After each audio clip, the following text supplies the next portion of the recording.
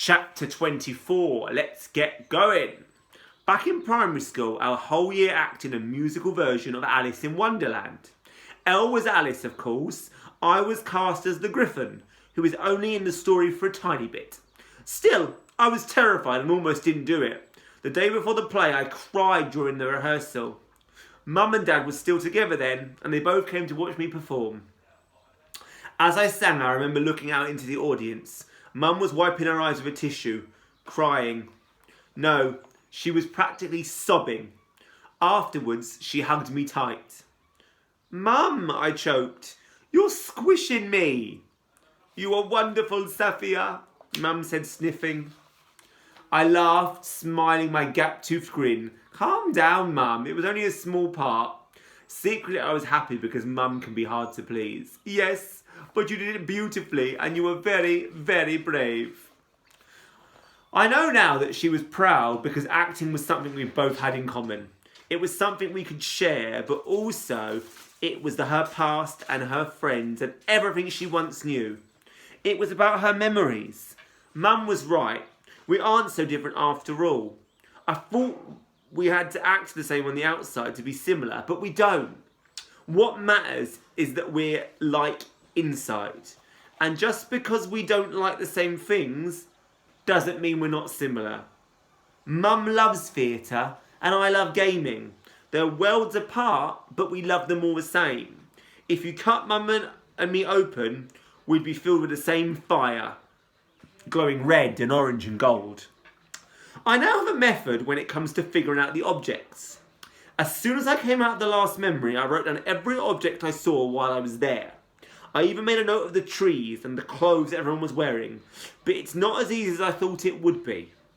Every time I feel like I have the game sussed, it throws up another challenge. The last memory didn't really have any objects in it. Nothing Mum might keep. There's the script, but I checked and Rowan said they don't have it anymore. Mum doesn't either. The game was levelled up again, and I need to think outside the box, but thinking about it too much hurts my brain.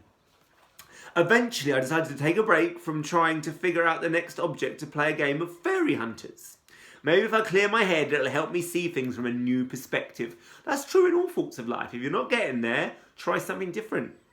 My room disappears into dust and is replaced by the ruined palace.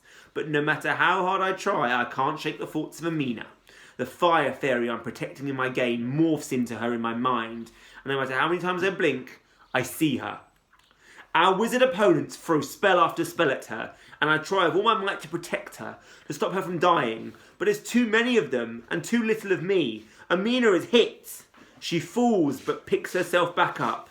I trail behind, my heart thumping, because I don't want her to get hurt. That's when the doorbell rings, making me jump. For a moment, I hesitate. I just need a minute, one more minute. But the doorbell rings again and I lose focus entirely. Amina is hit and so am I. We lose the game together. I try to shake off the weirdness and run down the stairs. At first I think it's Dad coming back from the weekly food shop without his keys. But then Lady starts barking aggressively, so I know it can't be him. Unlike other dogs who would run to the door, Lady scarpers off to the living room as soon as I get downstairs. Traitor, I mutter, watching her disappear around the corner. I answer the door, surprised to see Izzy. Hi, I say, a little confused. We don't live in the olden days. We have mobile phones to communicate now. Why is she at my house? I glance at my phone to make sure I hadn't missed a message from her. No. Sorry, she says, looking nervous. We weren't really sure how to explain on the phone, so we kind of just decided to come round. We? I ask, confused. For a moment, I think she means Eleanor Beer, but it's Charlotte and Ginny who hang back a little, so I didn't notice them at first. I wonder for a moment whether I'm dreaming or in a strange memory that's not my own. Can we... Izzy hesitates. Come inside. Oh, I say, snapping out of it. Be normal, Saf. Of course. Shall I make hot chocolate?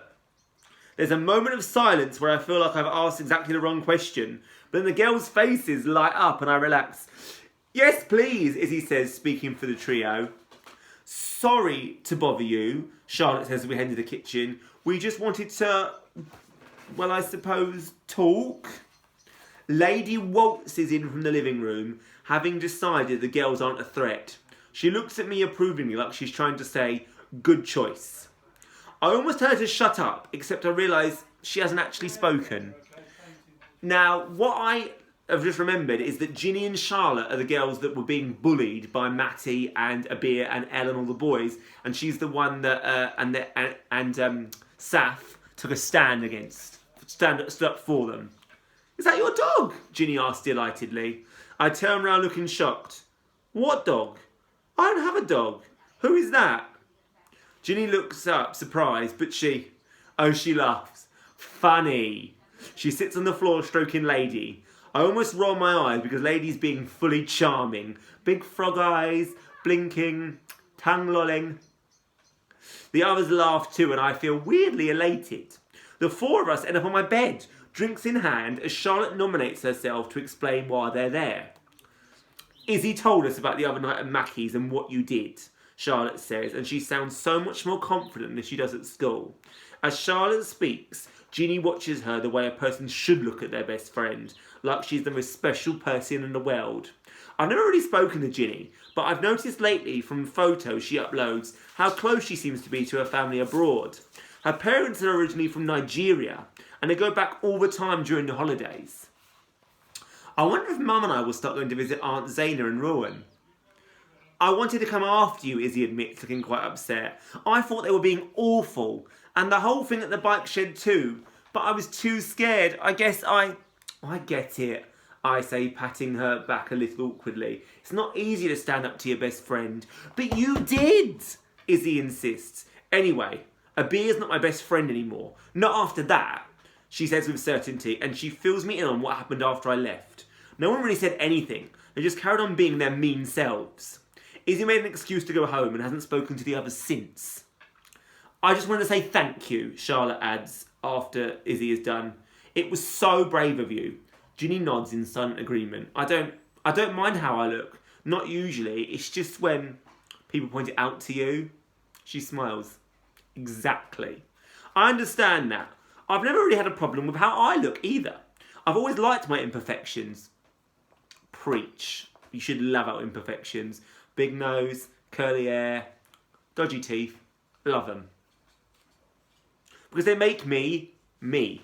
If I suddenly came to school with a small nose, straight hair and teeth, I wouldn't be Mr. Cole, would I? But when someone points them out to you as if there's something bad, you can't help but think that maybe they're right. Master in self-acceptance. Soon after that, talk turns to Mum, and I give them a quick update. Mum's moving her arms now, and she's off the ventilator properly. Everything's going to be okay. While we talk, Lady's head darts back and forth between us, watching the conversation. Her tongue lolls, like she's smiling. I have all the confirmation I need. She can understand English. Dad comes home soon after, and without missing a beat, offers us a second hot chocolate. We all gratefully accept before getting into a heated debate about the best Studio Ghibli films. I had no idea you watched them, I say. Finding people who love them as much as I do feels as special as finding a rare dragon's egg. Izzy and I are team My Neighbour Totoro, while Charlotte and Ginny prefer Howl's Moving Castle. You have to come over to my house, Ginny says passionately. We can watch them all back to back. Ginny's house is amazing, Charlotte says. Her parents have a film room with a projector in it. Dad interrupts our conversation with a special treat. Cheese and Marmite toasties. Your dad's cool, Charlotte says when he leaves. The coolest, I agree. My laptop goes off. I get a notification from Fairy Hunters. It's instantly recognisable to anyone who plays and sounds just like a wind chime. No way, Ginny says, jumping up and down on my bed, excitedly, spilling breadcrumbs everywhere. You play Fairy Hunters too? She looks from me to Charlotte. Where have you been all our lives? Charlotte looks equally as delighted. You both play it. The three of us jump around in glee for a few minutes until we watch Izzy's confused expression. Oh no, Ginny shakes her head. Show her someone, please. She covers her face as if horrified. Maybe next time, Charlotte says. Mum's just texted to say dinner's ready soon, so we better eat our toasties and go. You know what she's like. She rolls her eyes and Ginny smiles. In that moment, they remind me of Hannah and Ib. It's like they're them. I'm Amina and Izzy is Rowan. Their friendship makes me happy. It's how best friends should be together. I glance at Izzy and she's looked up fairy hunters on her phone. Do you want to stay for dinner? I ask her. Izzy says she would love to and texts her parents to ask. Please convert her while she's here, Ginny says, looking at me with such seriousness that I salute. After they leave and Izzy and I are left alone, we talk about Elle and a beer. For the whole of secondary school, I've always sat next to Elle in most of our lessons, and Izzy sat next to a beer. But she's worried they're going to be weird with us. Promise we'll sit together, she asked a little nervously, like she thinks I might say no. It's strange knowing I have that effect on Izzy, but I won't act the way Elle did with me. There are no leaders or followers in our friendship. We're equal. This is such a powerful book about friendships. I thought it was all going to be about the mother-daughter relationship, but the one drawing out of me at the moment is, power in friendships and standing up for what you believe in and accepting yourself. Great book. But I look at the next chapter, we're going back into the dream. I wonder what we'll find out in that chapter. 2 more to go today. Stick with it.